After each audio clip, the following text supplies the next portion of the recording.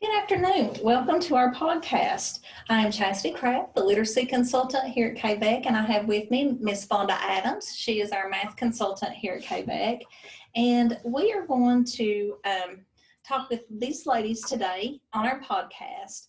The purpose of this podcast is to offer professional teaching opportunities to meet the needs of our teachers while giving teachers a platform to show their expertise. We got a lot of teaching going on. And every month we will highlight a different topic every educator needs to know. So each week that topic will be broken down into content specific categories. Week 1 will explain what it looks like in literacy.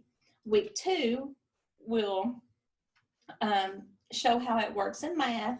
Week 3 allows you to look at the topic through a social, emotional, behavioral lens, and week 4 offers modifications and models for the low incidence community. Today we'll be discussing specially designed instruction in literacy. We're excited to have Mercedes Stevens. She's a primary special education teacher, and Hannah Case is a high school special education teacher from Floyd County Schools. They will share with us how they determine SDI and provide examples of what that SDI would look like in their ELA classroom, and talk about how they decide to do that with their students. So at this point, I will let these ladies do a little brief introduction of themselves. Well, my name is Hannah Case, and I'm a special education teacher at Betsy Lane High School. I work with freshmen, sophomores, juniors, and seniors. I work with a little bit of everybody, and I mostly collaborate in English and social studies.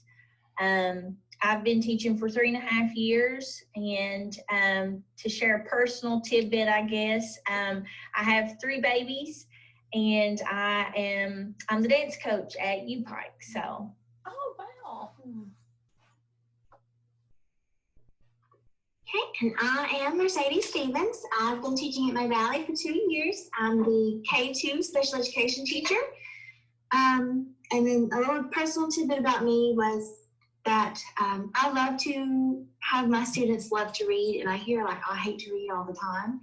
So this is something that I grew up with. I didn't always enjoy reading. So I know how it feels to not like reading, and then I also know how it feels to have that turning point, and that happened in my 8th grade year. So since then, I have loved to read, and I hope I can do that with my students. Oh, that's actually a valuable experience that you can bring to your students, because you can relate to them, because most kids, especially if they have difficulty reading, they hate it. Yes. So that's cool. Okay, well, we appreciate that, girls. So we'll just get right into it. And so like I mentioned earlier, we are talking about SDI, and that is specially designed instruction.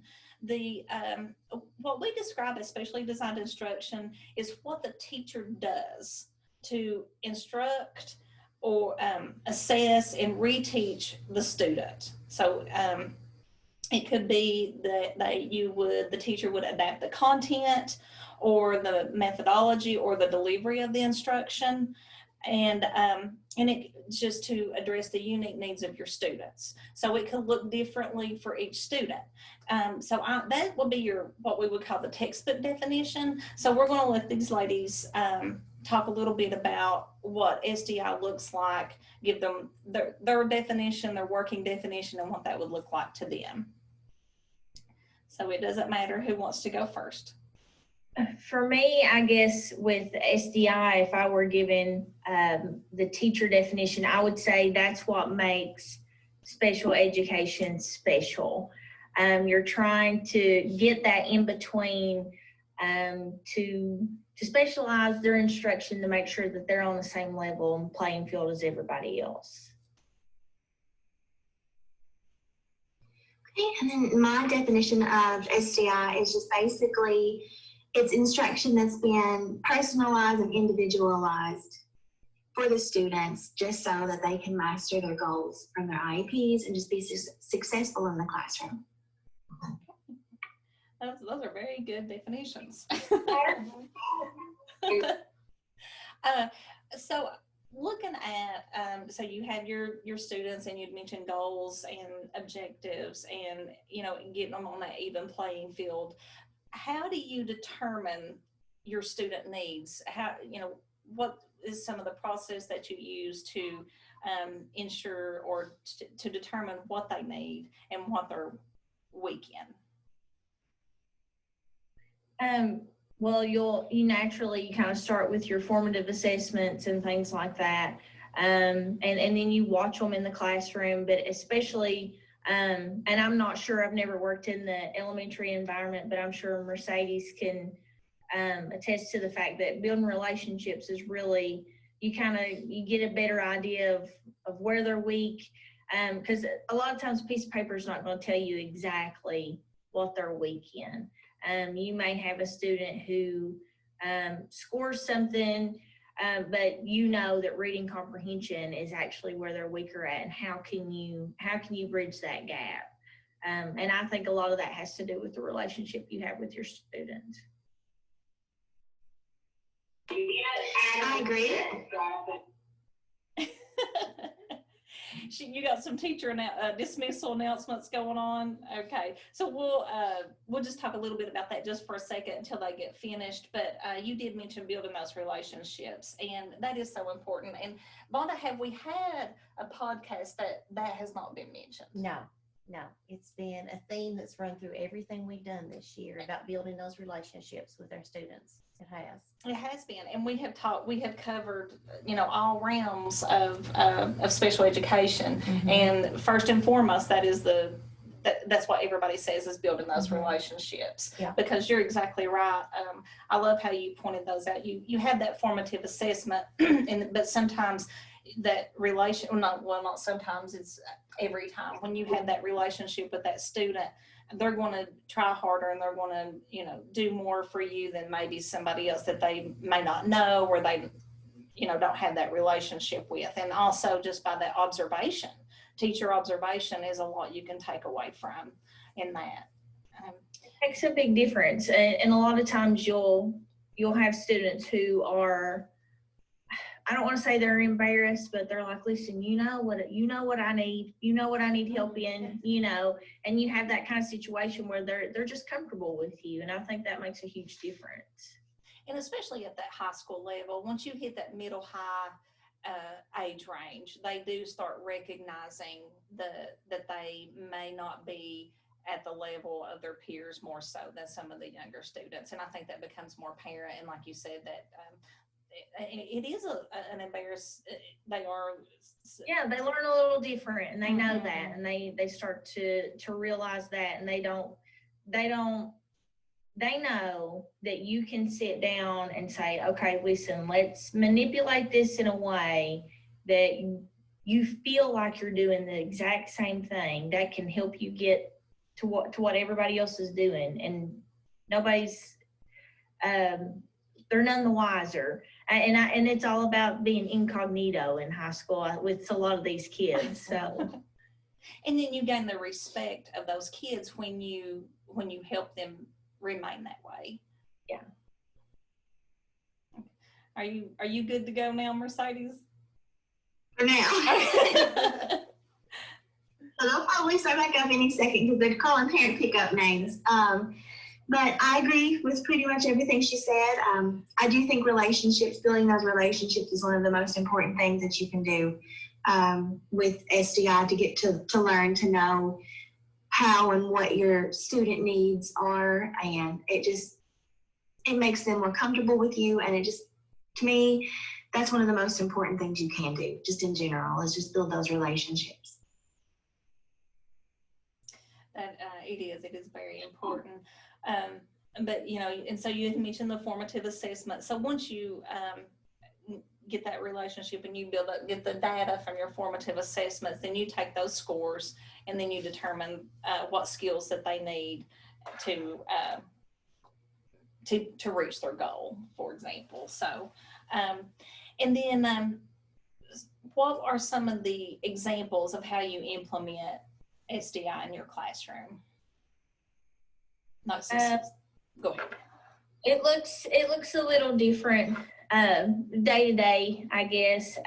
In some of my classes, you know, we use the Frayer model with our vocabulary, and we break our vocabulary words down to where use it in a sentence, draw it out. What do you think it looks like? And then we like to break things down. I have to tell this story because it's my favorite story of this year. Everything's difficult with virtual learning anyway, it seems like sometimes. And a lot of times when you have a more difficult text, in my integrated social studies class, we were reading about immigration and an immigrant.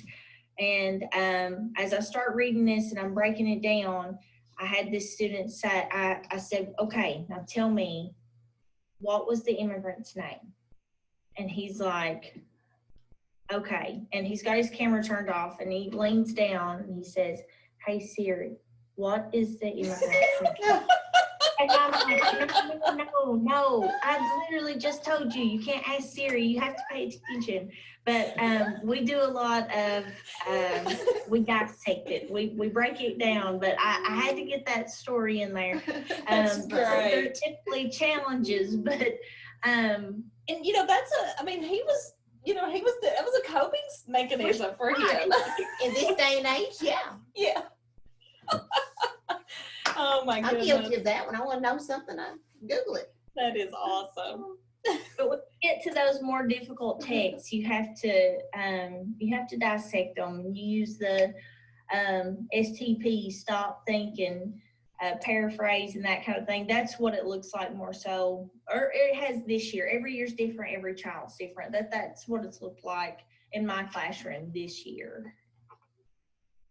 That Frayer model I love that when you're doing vocabulary, because it goes further than just them having to try to memorize the word and the definition. And really even students that don't have difficulties, that's really not best practice, because they may memorize them for a test, but they're not going to internalize that and actually learn what those words mean. So when you take the time to break that word down and have them use that word in a sentence, or have them develop a rhyming word with it, or have them picture Synonyms and antonyms with it, that it just really, it makes a huge difference, because now they know they can apply it.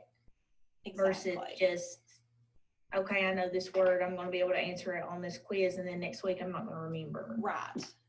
And you really want to focus on words that they can take with them, you know, because the point is to increase the vocabulary, generally speaking, in their general knowledge, not just for a social studies test, or not just for that one test.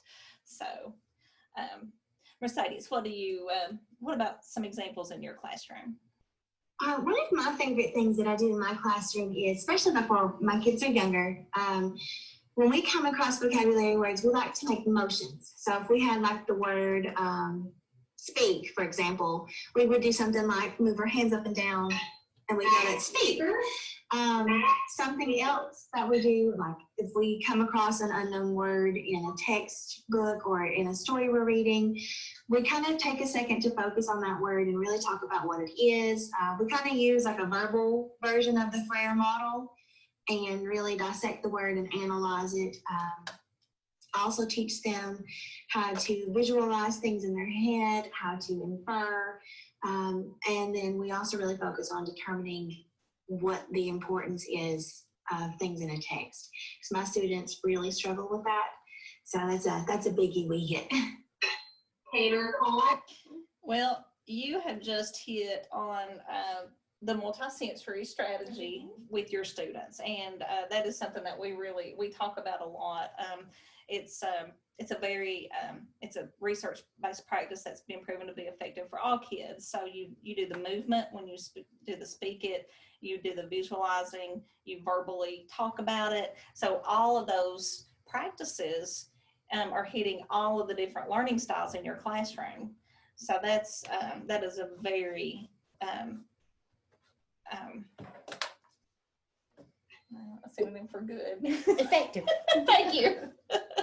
It's a very effective technique for your students. And and those are things too that, and of course, like your high school kids, they probably are not going to be, doing this, but they could do other things with moving, like finger tapping or things like that they could do just to get that movement in for that. And you mentioned determining importance, which is a big comprehension skill that's very difficult for kids as well. So that is another one that is, that's phenomenal that you're already doing that in your primary classroom. Usually too, which this year's a little different.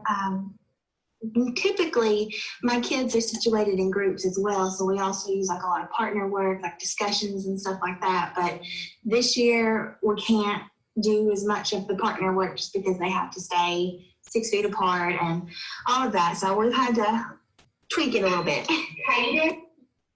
It's a huge asset for these kids at the high school level too, is a lot of group work, because you can watch the magic happen. You can see them kind of not necessarily depending on their classmates, but they kind of lean on them to help them navigate through the assignment without constantly feeling lost. And they're involved too. So we do a lot of group work, like you said, not this year, but on a normal year, we do strategize some groups and let them work through assignments that way. And that's good too. And you were talking about them, they're able to lean on their classmates, but also if you can, you assign roles in those groups, and those kids that might be struggling in the area of vocabulary, they can still have a role in that group, and they can contribute and have an important role and feel, an equal. And so that is, and hopefully, we can get back to that soon. Yeah.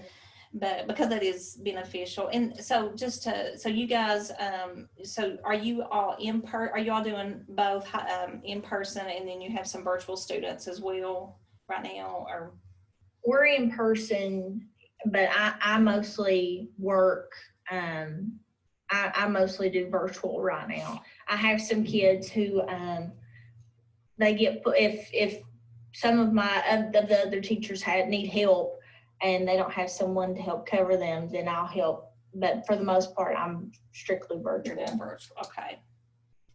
What about you, Mercedes? Was it? I'm both. I have some students that are virtual, which most of mine have come back in person. But I have 2 that are still virtual. And then the other ones, like I said, they're in person. So I have to make time out of my schedule throughout the day to have a designated time to teach and work with my virtual kids. And then I have the time for the rest of the day for my in-person kids. And that is. So it can be a juggle sometimes. Yes. I mean, my hearts just go out to you guys, because it's so difficult, and you guys are working so hard, and it's just, I just cannot brag on you all enough. And we've heard wonderful things, what you guys are doing, and those kids appreciate you. Going back to those relationships, they're going to remember, because this is a time that everybody's going to remember in general. So they're going to remember their 1st or 2nd grade teacher and their high school teacher that helped them through this, because you guys are the constant for them, I'm sure, right now. Because so get a little bit on my soapbox a little bit, but you guys are just rock stars, and I just it's phenomenal. Our hats off to you guys for sure. But back to our SDI, but you're talking about these strategies, and then the things that you guys are using with your kids right now, those are strategies that they can take with them the next year following, and then even throughout, hopefully, anytime that if they're reading, because if they come across something that they aren't real sure, then they can stop and say, okay, I know that I need to, if I'm not sure about this word, let's look at this for a second. Let's think about words that I do. Let's think about the antonyms. When we did the vocabulary words, we talked about synonyms and antonyms. So you're teaching them not necessarily the vocabulary word, the meaning for that word, but you're teaching them strategies to apply to other words as well. And so that is something that's really that they could take with them.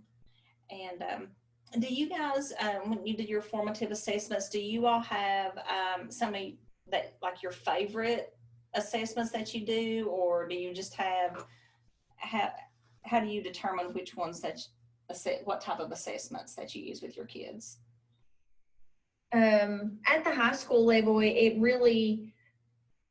kind of just depends. I wouldn't say that I have necessarily a favorite in terms of, especially this year, in terms of like our English classes, I kind of navigate with, I modify some of the tests, the pre-tests that our general education teachers give, and then I just kind of go from there.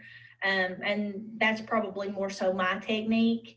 I wouldn't say that I have anything set in stone. Well, that's good. I also don't really have a particular favorite kind of formative assessment.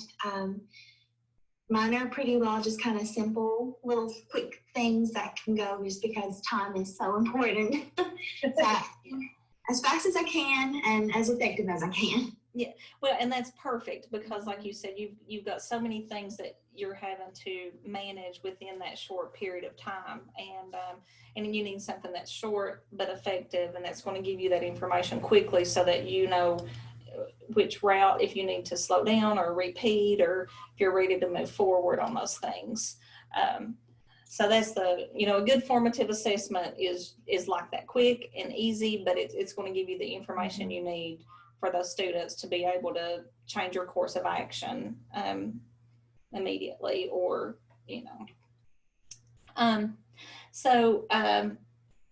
thinking you guys are new teachers yourselves, so, but you're new, but that doesn't mean that, you've been kind of thrown into, I've always said, because when I taught at a school, we had more, when you come up with situations or, experiences. So I think the experiences that you have as a teacher count more as far as being experienced versus the number of years. So you can take a teacher that's taught 5 years, but not necessarily had any challenges or as many challenges, versus a teacher that's taught 1 or 2 and had several and been having to adapt and change and things like that. So definitely, I think with you gals coming in, I think you can tag on a couple more years of experience anyway. But with that, what kind of advice or final thoughts that you think that you would have for teachers or young students that's coming into education that would help them? I guess for me, and I would want somebody to tell me this, there's a lot that gets thrown at you in the main beginning that, okay, you got to do this, you got to do this, and you kind of get overwhelmed. But like, your job and what it should always be about are these kids. And if you enjoy the kids, and you get to know them, and you just back to building the relationship, that to me, that's what's most important. And it's going to make your job easier if you're like, okay, how can I help this child? How can I help this classroom of kids? And focus more so on that instead of, big picture, all this paperwork, etc.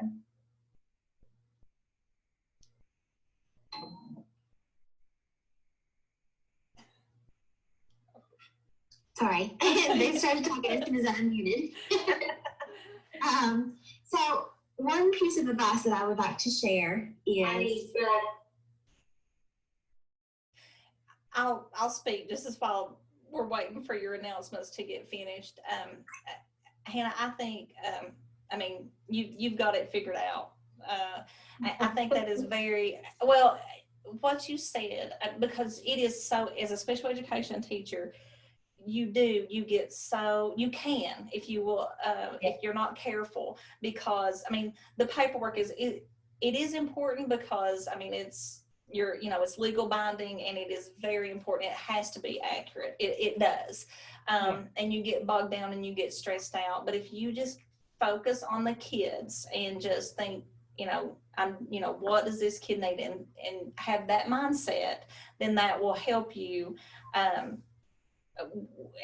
be successful and with your job. And also, I think maybe with burnout, because when you talk to teachers, the burnout and the frustration that they have, for the most part, I think it's not it's never the kids. Yeah. It's all this All other the stuff, extra. that they have to try to juggle. So I love that advice. You just take a step back and just think about the kids, and then see, wise beyond your years. Mhm. I mean, Thank you. Okay, so I think we're good now. My piece of advice is to just always to remember to encourage them to keep trying, even when things are difficult for them, or if it seems like they're never going to get it. Just encourage them to keep trying their best, and they will get it. And then also to celebrate the small things, because something that may be small to you may not be small to them. Mhm. So I know I've had students that have struggled with reading the word cat, and when they finally get that word, like, we throw a party just because it's big for them, and I'm so happy for them. So I love doing those little small celebrations for them. Feels like it just makes their day, and it makes them feel like, okay, I can do this. I love that.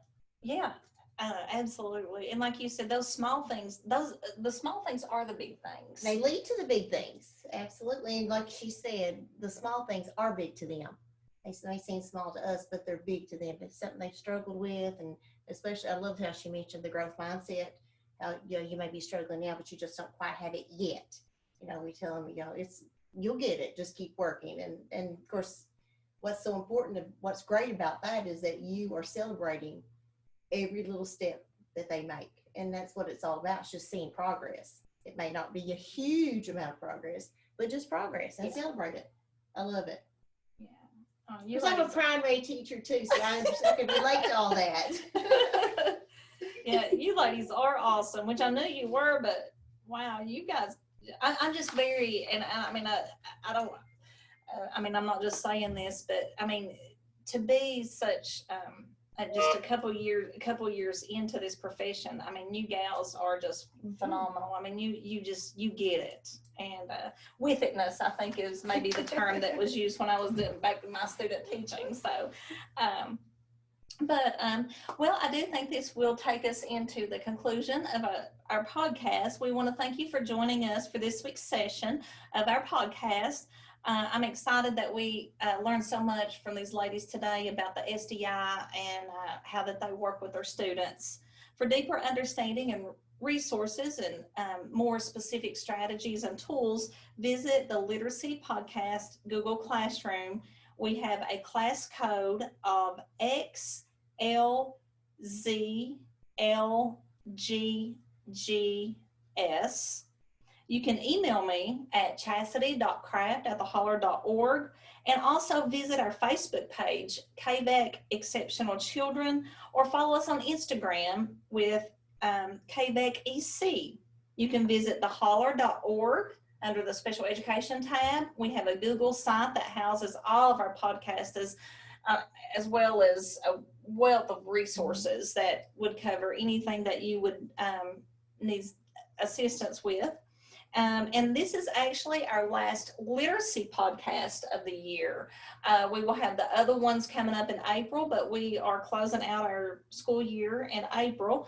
We hope that you guys have enjoyed them as much as we have. We've had a blast, Yes, and we we've have. enjoyed having our guests. They've been wonderful. It's just been so fun, and we hope that you guys have enjoyed them as well. We hope that you will continue to join us. Until next time, we'll holler at you later.